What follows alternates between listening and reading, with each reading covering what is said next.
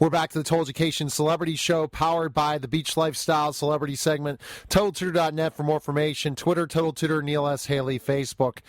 My guest today, it's kind of a story. Hey, I want to go out and find a guest, right? And I say to myself, I work through all these different people that want to get celebrities, but I said, you know what? I saw a book. I said, hey, I'm going to go contact the publisher and get him on the show. Well, I should have just walked all the way down, drove like about 20 minutes from my house to where he is. But, hey, I had to go through his publisher, but I'm so excited to welcome the program author and celebrity Dave Hanson, SlapShot, the original. Dave, how are you? I'm doing great. Let's set the record straight just in case your listeners get confused. The book that I authored, although that's probably what they expected, is not a coloring book. It's actually got words in it.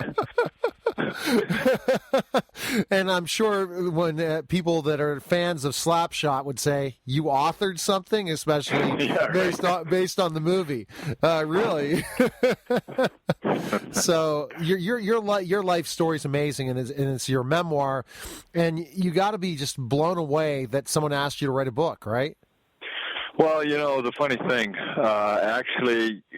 it started out with a fellow by the name of Ross Bernstein, who is out of Minnesota, and that's what he does. He writes sport books, and a lot of it is published through Triumph, and he's a big hockey fan and a hockey nut.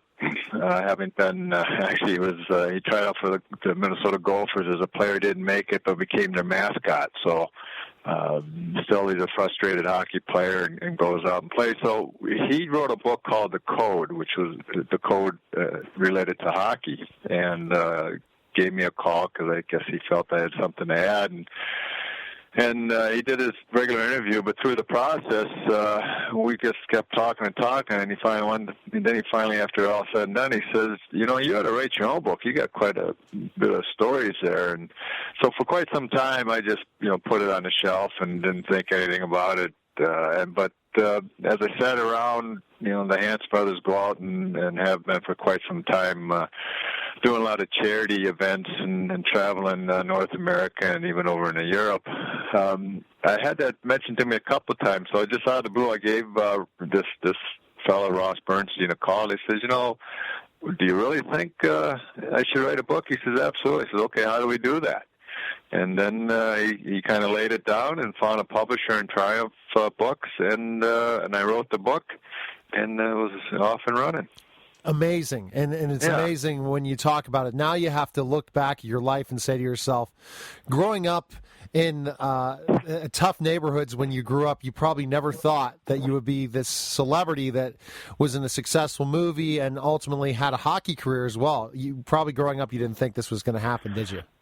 Well, I think that celebrity term you use is whether it's a celebrity in my own mind or someone else's mind, that can be debated. But no, I grew up in a neighborhood where it was an inner city kind of thing, and loved sports. It was Minnesota, so the longest season of the year is winter. So a lot of lakes up there and a lot of ice and snow. So skating was just kind of an inherited trait that most of the kids did, and so we skated a lot. But I also played football and baseball, and ironically loved football more than hockey, and actually loved playing baseball more than hockey, and thought I'd end up going in that direction in the college, but got recruited by Herbie Brooks. He was a very persuasive and at that time very influential high-profile person in the Twin City area. It was his first year as coach of the Minnesota Gophers, and decided to go there and play hockey. And but back to your original question, no, you grow up, you play sports, you live your life, and you just kind of follow the path as it kind of led me along. And along the way, I had a lot of fun, and that. That was one of the reasons that I wrote the book, was kind of an idea that, hey, you know what, there's some stories there that I know I enjoy telling. My family would probably enjoy reading some of it that they don't know about. And as I continue to get older and lose more and more of my memory, at least there'll be something in writing that I can reflect on and pass along. So tell me a little bit about your household. What type of a household? How was the Hanson house, and what was the normal everyday occurrence. Did you grow up in a middle class family? Yeah, I guess you could say lower to middle class. Back then, my dad was worked at an auto parts warehouse. My mom worked in a press shop, and so I had working parents. And in the neighborhood that I grew up, I guess you could say there was kind of three sections. There was, those that lived down on the flats and in the projects, and then those that lived kind of in the middle of the hill, and then the rest that lived up on the top of the hill. And we were kind of at the lower part of the middle of the hill, and certainly was never a child that needed, was in want of anything that my parents didn't provide for. But we weren't to either extreme as well. So it was a great childhood. I had a younger brother and two sisters, and a great neighborhood. It was where everybody knew everybody, hung out. I had the privilege, which a lot of people families don't get anymore, because a lot of families are very transit. But I had the privilege of growing up in a neighborhood where kind of everybody knew everybody, and went to grade school with them, and went to middle school with them, and went to high school with them. So it was a great atmosphere and a great childhood. So great childhood. Then you end up at Minnesota to play hockey, and the experience then of playing, and I guess also being under such a legend of a coach. You never would have thought that either at the point when he recruited you as Herbie Brooks. Well, yeah, it was, of course, this was pre-1980 USA Hockey winning the gold championships. Herbie was kind of I guess you'd say a city legend, a St. Paul guy that went to the University of Minnesota himself, and I think was probably the last cut from the Olympic team, back when he was playing in his youthful days, and had a good career at the university, and then went into coaching locally. And when he got the job at the University of Minnesota, it was his first year as well as my first year going in. So for him recruiting me, it wasn't the Herb Brooks that everybody knows now. It was just Herb Brooks, first year coach at the University of Minnesota.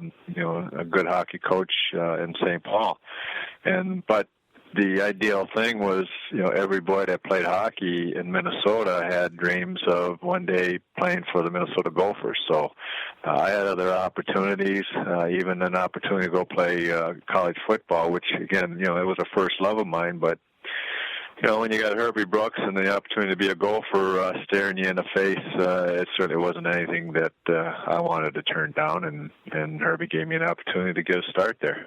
And a lot of people, when they think about you just as this fighter from the movie, I mean, when you mention the Hansons, especially yourself, they think about, the rough and tumble fighting type of hockey player who wouldn't take anything from anyone. When you were playing in Minnesota, were you a finesse player, or were you a pretty rough style playing in Minnesota?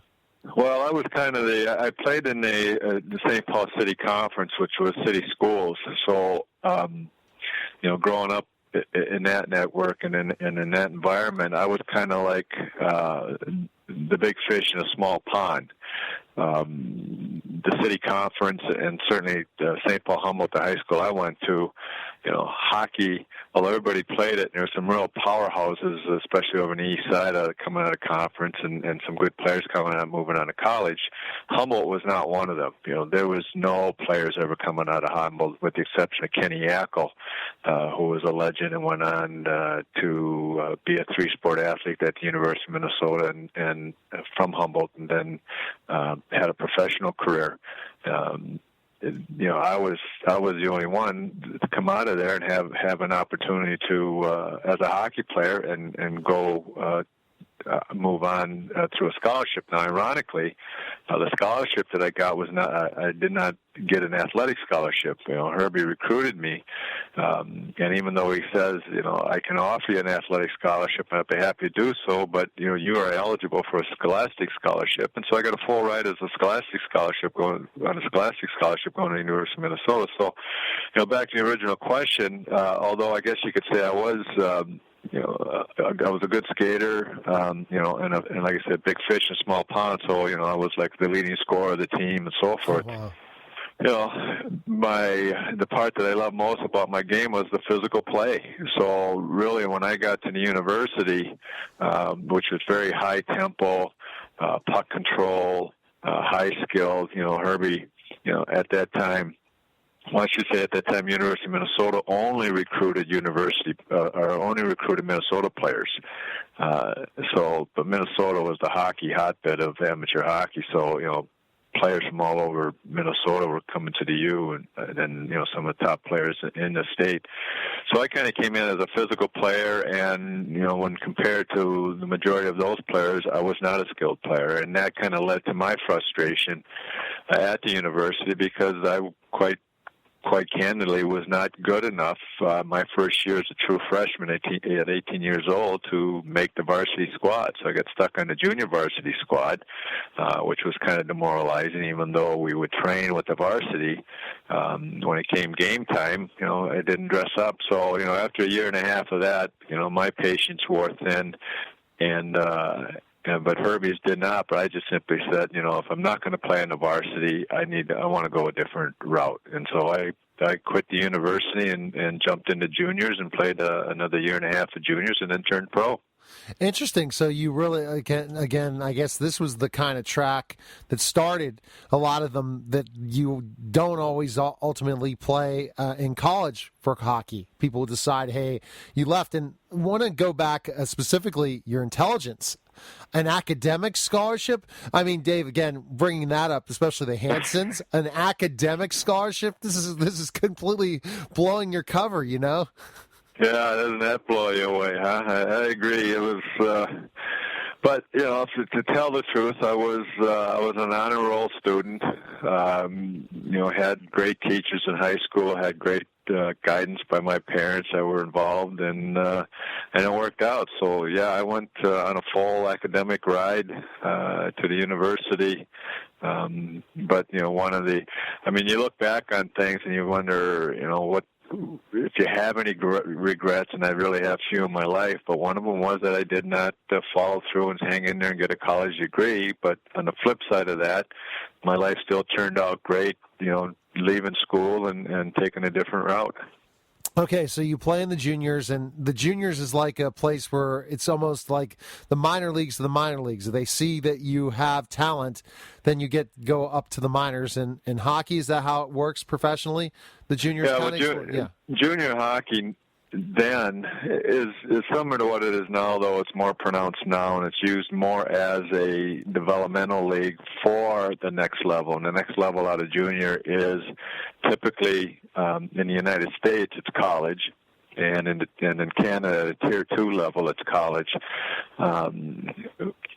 But in Canada, at a Tier 1 level, it's pro. So it's the prelude to either moving on to college and playing college hockey or moving into the professional ranks. Okay, when we get back, we're going to go more with Dave Hanson. And again, Dave says, I was talking to him off air. He thought he was going to do an hour interview. Well, ultimately, he could do about 16 interviews with me because he's such a great storyteller. So everyone needs to pick up the book for sure, and we'll talk about that more later on. But when we get back more with Dave Hanson, I want to go into ultimately your professional career and then how you got the big break that made you who you are today. You walk down the street, you mention your last name, everyone will remember. You're listening to Told-Education Celebrity Show, powered by the Beach Lifestyle Celebrity segment, and we'll be back in just a moment. We're back to the Told-Education Celebrity Show on the Told-Education Network, TotalTutor.net for more information. Twitter, Total Tutor, Neil S. Haley, Facebook, Twitter, Total Tutor, and also LinkedIn, Neil Haley. And I'm with Dave Hanson from the movie SlapShot and also author his own memoir, which is autobiography. It's really interesting in a lot of ways, Dave, to know where you're at. And I guess now we figured out you can write based on your academic scholarship from the first segment. Yeah, isn't that surprising? You've surprised me twice. First of all, you write. Second of all, that you're smart. So I guess Next, you'll be saying Professor Dave. No, but when we continue, and when I did see your email, I thought, oh my, wouldn't that have been funny if he was a Dr. Dave Hanson? But when we're talking about the whole situation where you got discovered, juniors led to playing professional hockey, but minor league hockey, correct? That's where you went, and that was your next trip. Well, yeah, that's where I ultimately ended up my first year professional, but I got drafted, and at that time it was the World Hockey Association and the National Hockey League. They were kind of competing leagues, and Minnesota had a league right there in St. Paul called the St. Paul Saints, and ironically the St. Paul Fighting Saints, and they had drafted me, and I went and signed with, and again, ironically, the general manager of St. Paul Saints was a former coach of the Minnesota Golden Gophers. So I signed with them, went to their training camp, and they sent me to a place that I had never heard of, but certainly for people in the know, recognize it as a pretty much famous city called Johnstown, Pennsylvania, known more than anything for the Johnstown floods that they've had over the years and flooded out the city. So that was their minor league farm team. That's where they sent me after training camp in St. Paul, and that's where I got my pro start. Very interesting. So you ended up in PA, and when you were playing minor league hockey, was it as rough and tumble as they say in the movie, would you say? It was everything plus what you see in the movie. In fact, the movie, which a lot of our fans don't realize, is based on more fact than fiction. The team that we played for, the team that I was playing for in Johnstown, called the Johnstown Jets, was in probably the lowest, if you want to equate it to a ladder, it was the lowest rung on the ladder of professional hockey. And so you had to be able to survive in that environment. And fortunately for me, growing up where I did and playing the kind of style that I did and the things that I did growing up, which included, a lot of neighborhood fights and physical play, allowed me to not only survive but kind of establish my role and hone my abilities that would allow me to carry on a professional career at all levels for the next 10 years. Amazing. And so the stories are true. Oh my. Because again, talking about this, so you're playing in the minor leagues. Did you ever get your taste into the NHL at all, or did you get? Yeah. In the 10 years that I played, I jokingly tell people, but it's a true fact. In the span of those 10 years, every professional league that existed in that 10-year span, I think I played in. Now, certainly that meant that there was quite a few minor league teams, but at the same time, I played in the WHA, which again, I guess you could equate it to the AFL and the NFL or the NBA and the ABA. When you had competing professional levels, leagues at that level, at the highest level. So I spent a couple of years in the WHA, and I spent time in the NHL. In the NHL, I was with the Minnesota North Stars and the Detroit Red Wings. And in the WHA, I was with the Minnesota Fighting Saints, the Hartford Whalers, and the Birmingham Bulls. Wow. Interesting, because again, when we think about it, you only got a cup of coffee like in the movie. So, Dave, you're playing hockey, you're playing at a level, you're going from, you have a tremendous story, anyone in minor leagues. And I think, Dave, I told you I was a professional wrestler, so minor league hockey is just like minor league professional wrestling. You go into these towns, you're lucky to have enough to even have a hotel room after a game or a match. So you have these diehard fans that go to each one of the events, and they're like towns are like 10 minutes away from each other in certain aspects. So a lot of the same ideas when we talk about minor league hockey. How did you get discovered from the movie? Tell us the story about that. Well, in Johnstown, it was, and people who obviously know the movie will be able to relate to this. Johnstown was a steel mill city in a valley. The steel mills were kind of starting to shut down. The hockey rink and the team was kind of the focal point of the city. And the team that we had put together there was a tough, brawling type of team. You had three brothers that look just like the brothers in the movie, because two of the brothers in the movie were the actual brothers for the Johnstown Jets. But you had Jeff, Jack, and Steve Carlson, three big, tough, long-haired Minnesota boys that wore the black rim glasses. And then you also had a character that's in the movie that's called Dave Killer Carlson. Well, in real life, for the Johnstown Jets, you had Dave Killer Hanson. And then all the other characters involved that were written into the script were, based on a lot of characters on the team and in the league. So the short version of a long story was simply that first inaugural season, which was a 74-75 season in Johnstown, we brawled our way and played hockey to win the championship. And one of the players on the team was a guy by the name of Ned Dowd, a college boy, kind of like Ned Braden in the movie, college boy playing there, very, very smart, good college player, had a wife that wasn't too happy about being in Johnstown. Well, one night, this player, and his name is Ned Dowd, who also played the role of Ogie Oglethorpe in the movie, he has a sister that's a screenplay writer living out in Los Angeles. And one night, Ned gave her a call and started telling her all about where he was at. I'm in this place. The steel mills are shutting down. He had to see these guys on this team. You got Brawling Brothers, a guy that called himself Killer. We ride the Iron Lung all over the East Coast. We were up in the stands the other day. Had a big brawl in the stands. We had a big brawl warm up, and the team forfeited and wouldn't come out and play the rest of the game, and on and on. And then he says, but I think the team's going to be folding soon, because the mills are shutting down. And her question was, well, who owns the team? And he says, well, I don't know. She ended up coming to Johnstown, follows around for quite a few weeks, and the light bulb went off, and she wrote a script about it all. So when they started that summer, which would have been the summer of 75, they started trying to cast actors, professional actors, to start playing these roles, and Ned Dowd actually got hired to be the guy to go out and try to find, actors and teach these actors how to skate and do this and that. Well, they got people like Nick Nolte and Peter Strauss and Donnie Most and other professional actors that they wanted to play these roles, but they couldn't skate. Oh, my.